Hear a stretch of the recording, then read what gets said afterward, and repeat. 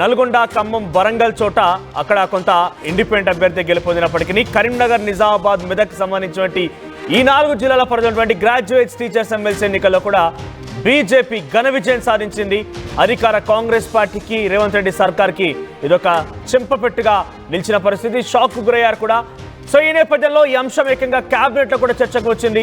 ఫలితాలపైన CM Revanth Reddy అసంతృప్తిని వ్యక్తం చేశారట. ప్రతిపక్షంలో ఉన్నప్పుడు ఎమ్మెల్సీగా గెలిచి అధికారంలోకి వచ్చిన తర్వాత సిట్టింగ్ స్థానాన్ని కోల్పోవడం ఏంటి అంటూ కూడా ఆయన అసహనం వ్యక్తం చేశారట. అక్కడ ఉన్నటువంటి నాయకుల మధ్య సమన్వయలేమితోనే ముఖ్యంగా 42 అసెంబ్లీ నియోజకవర్గాలు ఉన్నాయి, 15 కొత్త జిల్లాలు ఉన్నాయి. సో ఈ నేపథ్యంలో 4 పార్లమెంట్ స్థానాలు కూడా ఉన్నాయి.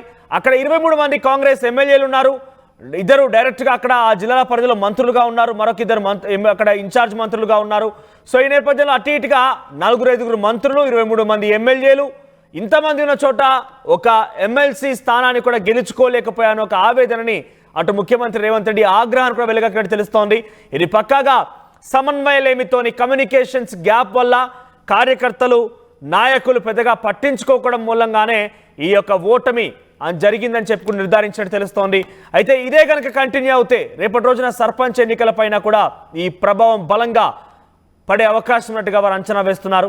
ఇక నుంచి జిల్లాల వారీగా సమీక్షలు, సమావేశాలు పెట్టాలని ముఖ్యమంత్రి రేవంత్ రెడ్డి ఈ కేబినెట్ భేటీలో నిర్ణయం తీసుకున్నట్టు తెలుస్తోంది.